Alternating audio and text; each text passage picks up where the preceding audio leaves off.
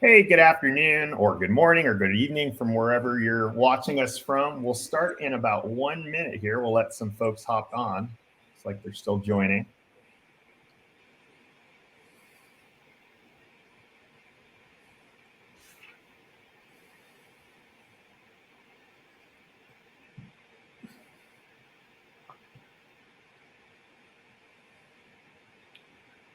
Thanks to those who are still joining. We'll start in about 30 seconds here.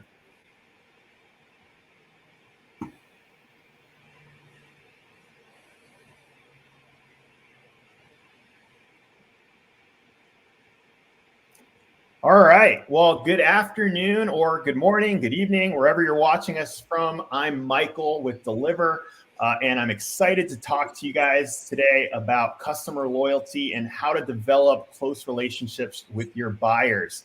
But before I dive into it, I just want to remind everyone, definitely join as many sessions as possible as we hand out a lot of prizes today. And obviously, attending the most increases your chances of winning those, along with posting on social media and some of the things that were discussed earlier. So without further ado, I'm going to dive into it. I'm going to introduce our panel of two here. We're joined by Eric here from Snow. If you think about Snow, they're famous for their teeth whitening. If you're a football fan like myself, you've probably seen Rob Gronkowski post a photo on it on Instagram with it in his mouth. And then we also have Pepine with Boom. And I think this is just a great cosmetic line. They go with a take on pro-aging, which I think is just so unique compared to all the other cosmetic lines you have out there on anti-aging. And so it's really great to have both of them joining us.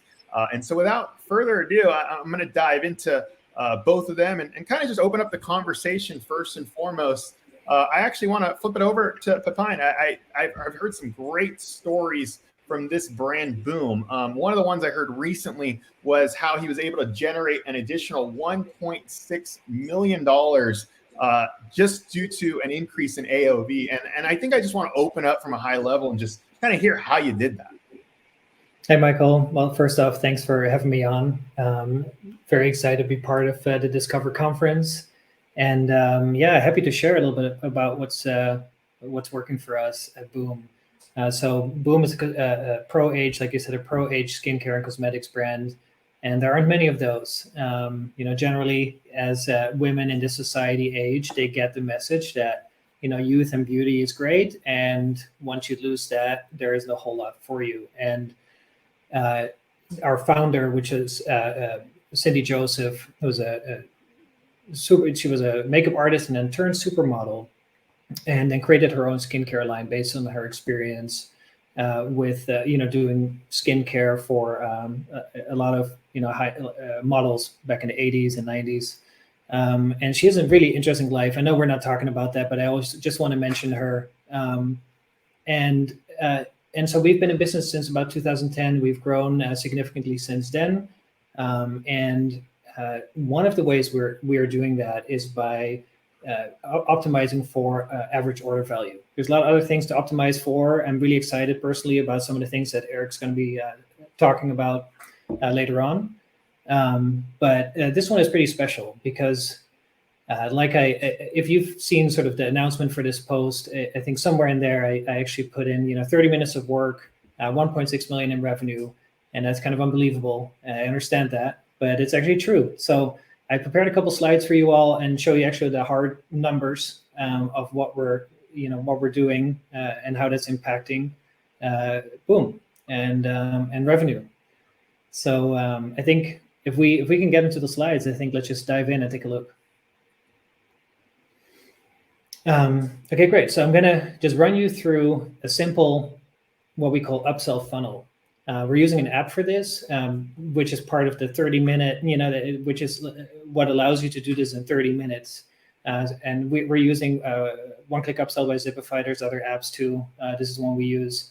And you can see the number. So year to date, 1.8 million now since we gave out the slides. I think this got updated. So we're at the 1.8 million additional revenue from upsells. Now, what is an upsell? An upsell is an offer you make on your generally on your own website that is similar to the old sort of McDonald's. Would you like fries with that? You're ordering a burger and they ask you, would you like fries with that? Now, a good number of customers are going to say, yes, I want some of those fries. And those upsells you can show during different stages of the buying cycle. And we only focus on 2 of those today. We have pre-purchase upsells, which happen when you go from the cart to the checkout, and it says, hey, would you like fries with that, right? Or in our case, hey, you just bought, one of our cosmetic sticks. Would you like to also add our mascara? And I'll show this visually as well, but that gives you a sense. And then the second offer we're doing is a little bit more unique, and it's a post-purchase upsell offer. And we show it after a customer just completed their order. We say, hey, wait, because you just finished an order with us, here's a special, unique offer just for you. And they have about 10 minutes to say yes to that or no, I'm not. And then they go to their final post-purchase thank you page. So that's high level. That's the sort of the customer journey through those. So now on this screen, AOV with upsells for us is $122, and without upsells is $75. So right there, that's a pretty significant difference. Extra revenue year to date, 1.8 million, and the different funnels, so the different offers are configured as funnels. They convert pretty well, between 8 and 23% of viewers or visitors will say yes to those offers. So I think let's go to the next slide, and I'll take you through the process. So this is very familiar. Someone visits our site and they want to add a product to their cart. They decide they want a Boomstick Trio. Great, they add it to the cart. And on the next slide, let's go to checkout. Nothing new, nothing special here, okay? But then but here's where on the next slide again, where we show a little pop-up and say, hey, add our new most popular product, and why not add Boom Bright to your order? Now, what's very special about this offer is that it converts super well, and I'll show you some digits on that a little bit later.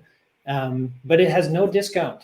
So it's really good for margin, right? So we don't discount in any way. We just say, hey, this goes well together. People like you often also get this other product. And you can see the conversion rate, 16.4% of visitors will accept that and say yes to it. It brings in $4.19 per visit, it says here. It's really per view. And so again, there's no discount. So this is really significant. It's the easiest possible thing you can do. It doesn't impact your margins. It's just a way to show off another product to a customer. So now they've added a pre-purchase offer to their cart. They go through checkout, they complete their order, and now we do we show a post-purchase upsell, and that's what you're looking at now. And this is kind of special, and here we do give a discount because we now know they're a buyer, and they're just going to add something to their existing order. So we're just trying to get a little bit more even out of their average order value. It's kind of fun because you get to time incentivize them. You have a little countdown timer there at the top. You give a discount. You say this is exclusive. It's only right now. Once you leave this page, this is gone. So also pretty straightforward. And then you can have a bunch of content. This page is a little bit longer than what you're seeing here. But in essence, that's what it is. And so the metrics for this are on the next slide. And for those, we get $6.57 per visit or per view, and almost 10% conversion rate. So now this one does have a discount of 21% with our margins. That works well. Depending on your business and your margins, you can obviously play with that and test it. Very interesting. And you did all this in 30 minutes. That's for real? Pretty much. Yeah. It really is. This app that we're using is it makes that super easy. And there's a little bit, obviously initial setup, but there's not much. We're on Shopify, and there's a tiny bit of setup, and then you just click through a few screens. You add your product, you set your discount, and you just let it run. And then you go back in and you optimize. And obviously that's what we've done. We've gone in and split tested. I think if you go to the next slide, I think we'll talk a little bit about split testing.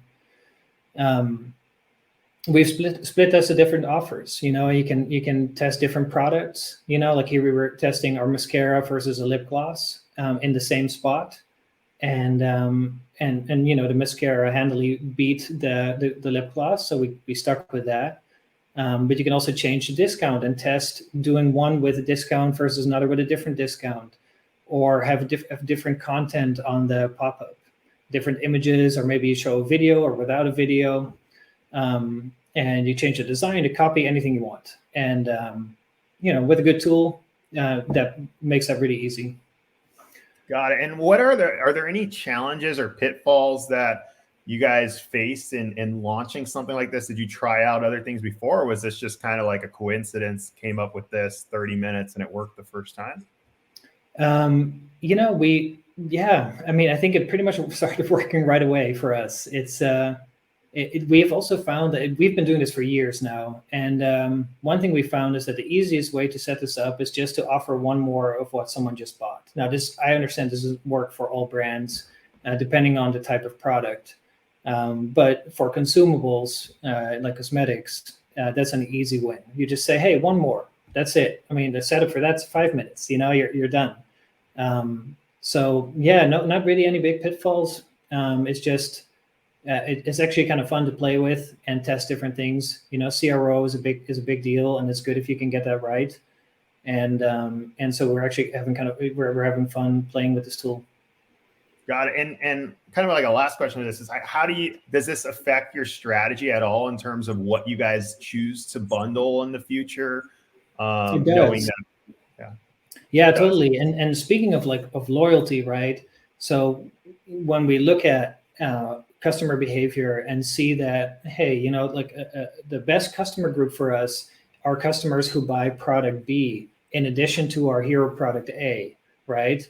Then we can optimize these upsell offers, maybe not for AOV directly. I mean, it will help with AOV always, but we might optimize for product B, because we know that if someone doesn't just buy product A, but also product B, compared to any other of our products, they usually become a much better customer. And we actually did that research, and now we will skew the upsell offers to get them to try out that other product, which is in a different vertical, and that works really well. And then we get these are products that are a little bit harder to market for us. For example, our skincare is harder to market than the cosmetic.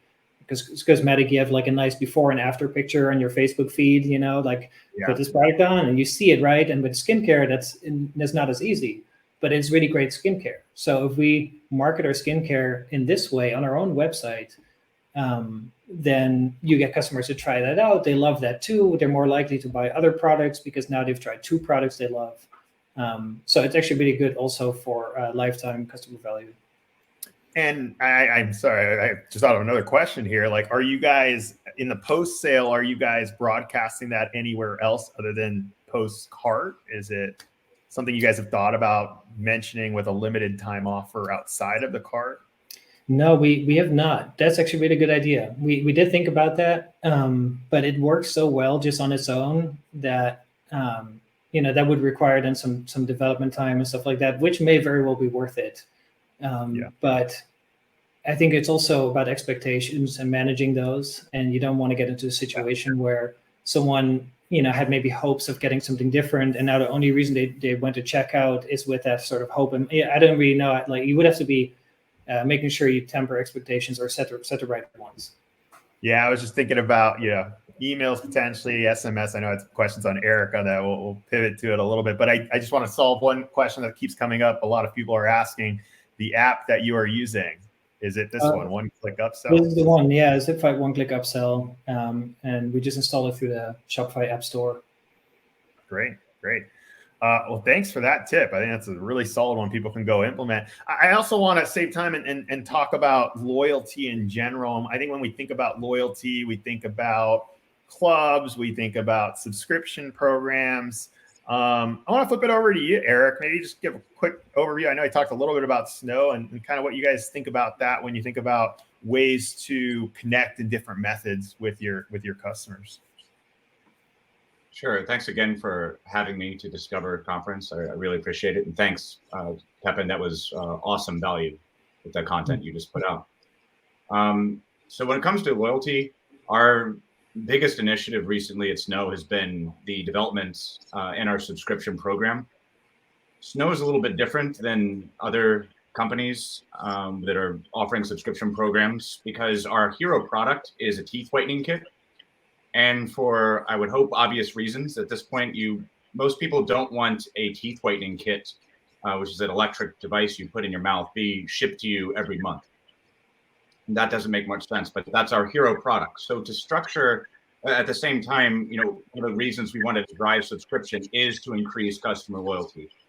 We know from our internal data that people who check out on subscription in just the first year have a 25% higher lifetime value than people who check out with a one-time option. And then over the second and third years, it's upwards of, the data is a little sketchier as you go out, but it's looking to be upwards of 100%, so double the value.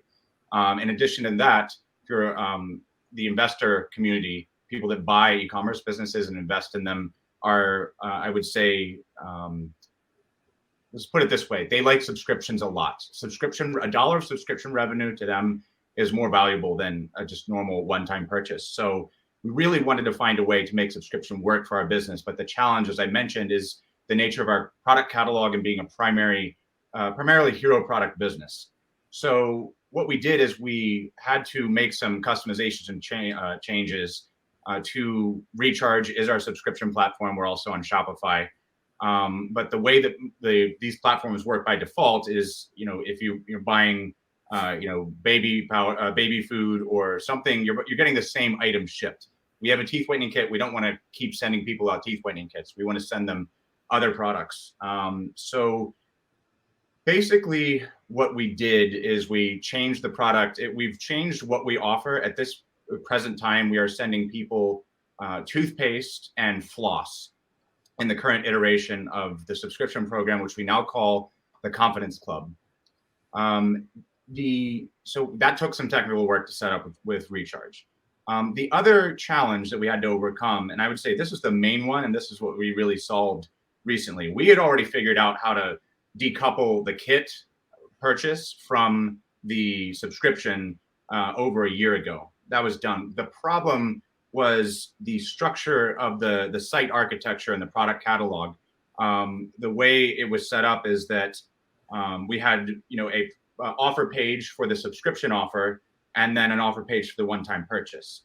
And that one-time purchase page had the most SEO value. So basically, long story short, a lot of people were coming to the site to buy teeth whitening kits because that's what we advertise on Facebook. That's the majority of how we acquire people, through digital advertising, primarily Facebook ads. They're seeing that product. They're coming to the site. They're looking for that kit, but they never saw. And we tried different ways of promoting subscription, but it just that as long as we had that separation, it was just always challenging to get people to even see that we had a subscription plan, or get funneled in that direction after they came to the site. But basically what we did in order to solve that problem is we consolidated it to a single funnel binary option page. So we have the one-time purchase and the subscription on the same page. So I'll actually go ahead and share my screen here. Let's see, it says sharing on, sorry, that's video. Switch screen. Okay. And it should be loading in a moment. Okay. So I think what you're seeing here now, if everything's looking right in webinar software, this is our primary hero product, which is a Snow teeth whitening kit, and it's the main offer page, product page at the site. And what you see after you come to this page, you're seeing the price and up here, and it's promoting the Confidence Club. But when you come down here, it says join the Confidence Club and save. If you click this button, it goes to one-time purchase. So we're defaulting to the subscription because that gives people a better price. They're getting a discount on that initial purchase, which is a fairly high AOV. They're also getting an extra toothpaste and charcoal floss on that initial order. So they're basically getting their first month in the program free. Then if they do not cancel every 90 days, they get rebilled at $14.95. We're going to be making some changes to this in the coming days. I'm not prepared to talk about it right now, but this is what it's been for the last few months. If they don't want to join subscription, they just click over here. Quick, it says, I'm getting a few comments saying that the page still says loading. Do you mind just refreshing this page here and maybe see if it, Sure. Some audience members saying, I just see a loading screen. Oh, now it works. Okay. So now we got it. Okay. Yeah, I think it was loading for a second. So that's the main thing I wanted to show the visual example. So I'll turn that off. Yeah, so that alone, as soon as we implemented that, we had never broken, we averaged probably like 5% a month of orders containing a subscription. We'd never broken more than 10. Immediately after implementing that in June of this year, we hit 35% of our orders containing subscription. And then in July, we did a special promotion for the subscription. We got over 50%. So to say this was a success was an understatement. We had great feedback from the customers who were signing up for the program, as well as our investors. It was just a big win all around. And, that's the biggest development in loyalty. We do a lot to ensure customer loyalty, but in terms of something significant that's had the biggest impact, that right there is really what set us apart. And so I would encourage everyone listening, if you don't have a product you can, that right off the bat is set up for subscription, think about how you could add that component. Think about how you could add refill or a related product to build that subscription revenue. Because, like I said, if you're looking to sell your business down the line, there's nothing that the investment community cares more about, from my experience, than seeing that subscription revenue, because they know how much that compounds over time with customer lifetime value. That's amazing. And just that increase you've seen over a year. I'm actually curious from both of you. I noticed in both pages, neither calls it necessarily a subscription, but it is a subscription, right? It's a club or a rewards program. Was there ever a point where you guys had it as subscription? I know most people in the audience probably may have subscription or listed as subscription. Can you talk to me about kind of the decision there behind calling it a subscription program versus a rewards? Has there been any data around that? Peppa, do you want to take that first? Sure thing. Yeah. It's interesting. We did try subscriptions. Admittedly, it's been a while. We did it back in 2015, and we did not get very good results from it at the time. But I will say that we have an older demographic, primarily women over 50 or 55. And at the time, at least, there was too much customer concern about other subscription products they had where they had difficulty ending those or canceling those. And so for us specifically at the time, that didn't really work. But I have to say, seeing this, and I really love, Eric, how you have all the benefits, the additional benefits of the subscription right below there on the page. Seeing that definitely has me wonder, maybe it's time to try it again. Yeah, and I think both of you guys have. Sorry, go for it, Eric. No, I was just going to add on to that, Kevin. Thanks for those comments and that history there. Yeah, I think that our demographic, although you wouldn't realize it if you look at our brand, you probably think our average demographic is fairly young, but we actually lean in the 40s and 50s female as well, so not too far apart from where you are. I think there's definitely been some abuse in the past with subscription programs. People, the negative motivation, the short-term incentive to not fully disclose the terms to the customer. That's where, and making it hard to cancel. These are the things that really damage subscription programs in the middle part of this last decade. But I think, as Amazon has made Subscribe and Save more popular, there's a lot of subscription box companies out. But I think they make it more flexible, easier to skip a payment, which Recharge gives you that capability, skip a payment, edit your order. Making it flexible, I think that the overall market has shifted, and we also have better tools and technology than we did even just a few years ago. But yeah, I mean, I fully agree, and we always work to look at our customer feedback and make sure we're doing everything we can. If someone says they didn't sign up, they didn't realize they were signed up for a subscription, we're very take a very proactive role, an aggressive role in making sure they're taken care of. We give them their money right back. We don't mess around with making sure that if anyone feels that they didn't, because it does happen, it's inevitable to a degree, that we really try to take care of those customers and make sure they're gonna be happy, because that's the other part with loyalty. It's about having your relationship with the customer. They're not going to come back if they feel cheated. So that's the other aspect of loyalty. Yeah, and whether it's joining a loyalty program or subscription during the purchase or after the purchase, like what other ways do you guys think about attracting those people back if they opted not to? Are there any other techniques you guys have explored that have either been successful or not to get them back into the fold? Well, we've had a lot of success with, just straight up email. I mean, email is like not as shiny as a lot of other things, right? But if you know the drop off point, there's usually it's not that hard to find out sort of an average time span between the last order. That if they don't make a second order by that point, you're very likely going to use them, right? So you figure out what that time is. Say it's like 67 days. You can, offer a special discount through an email 10 days before then, something like that. Or you do an email and combine it with a snail mail offer that has their name in it, a little bit more personal, and it doesn't get drowned out by other emails, which of course is always a little bit of a risk with email. But that's very simple. It's sort of tried and true, but that actually works really well for us. Yeah, I think that's a great point. And actually, I think, Eric, you mentioned you guys probably do stuff with people at a certain average order value, right? Don't you guys? Is it email outreach? Huh? Yeah, the initiative we recently started was actually for orders over in the top 10% of our orders. Is we actually don't send them the normal standard post-purchase marketing emails.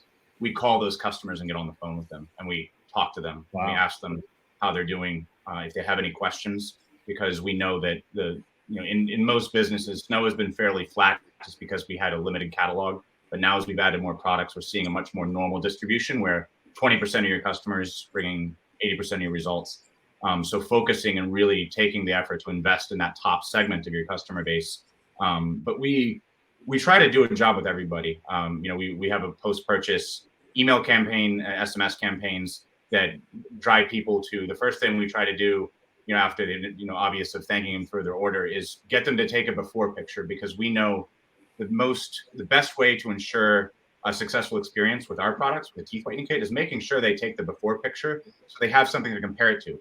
Obviously, the other aspect of that is they're more apt to send a before and after photo, which is our most powerful, one of the most powerful forms of creative for selling our products. But for them personally, and them feeling satisfied, making sure they take that before photo so they have a means of comparison, that's extremely important. And then we invite them to engage with us. We're asking, hey, do you have any, like in the SMS flow, do you have any questions? Just text us back right here. And if they do text back, it integrates directly with, we just moved from Gorgeous to Rich Panel, both integrate with our SMS provider, which is PostScript. And if creates a ticket in the customer service ticketing software, if they reply to it, it shows up directly in the same text message thread. So it's a seamless conversation from the standpoint of the user. And some people shy away from that. They view customer service as a cost center exclusively. I would challenge you to rethink of that. I would highly encourage you to, because if you give people if they have a bad experience, it's really hard to come back from that. But if you proactively message them, let them know you're there to support them, and help them have a good experience, that's how you get the reviews. That's how you get people defending you when there's negative comments in your Facebook ads, which is actually one of the primary KPIs we look, because we don't do anything to encourage that. People just come in and help us out sometimes, our customers. So getting that type of really, driving that customer relationship, I think that is we talk a lot about different tactics, SMS, email, but loyalty programs, but putting the effort to have a best-in-class product, and then thinking through that initial experience, making sure they know how to use it, they have a good experience. To me, that's like the foundation of how you get high customer loyalty, from all that my experience at Snow and previously, because at the end of the day, all the best tactics in the world can't replace a poor customer experience or a poor product quality. Yeah, and it definitely can't replace all the awesome photos both of you guys have on your sites of all your customers. I mean, that speaks more honestly more volume than reviews sometimes, just seeing all the faces. So as a last question, kind of just to close it up, I'd like to ask each of you, like, biggest advice you have for entrepreneurs on the call when thinking about brand loyalty.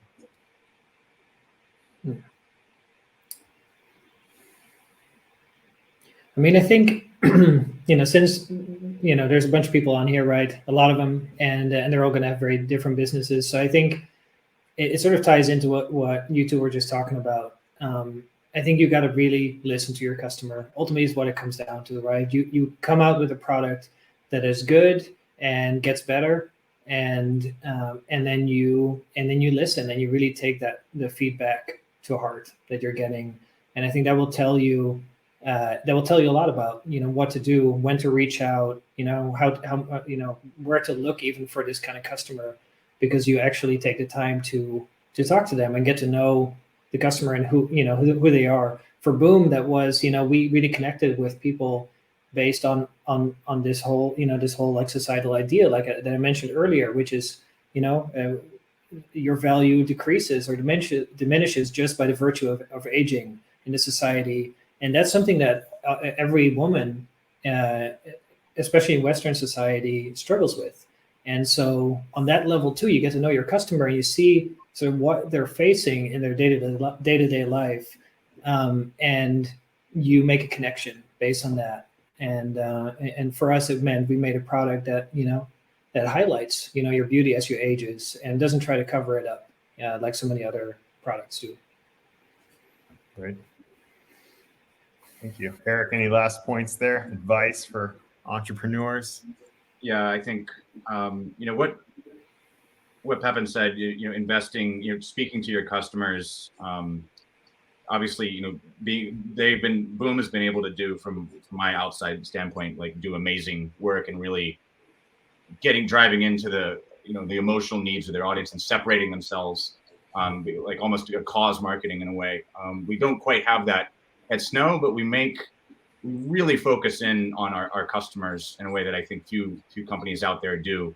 Where we view our customer service agents, they're marketing researchers. They're hearing the concerns that people have. We sell products that people put in their bodies, in their mouths at the end of the day. The sense of responsibility. They have concerns about, is this healthy for me? Are my teeth going to get sensitive? Is it going to hurt my enamel?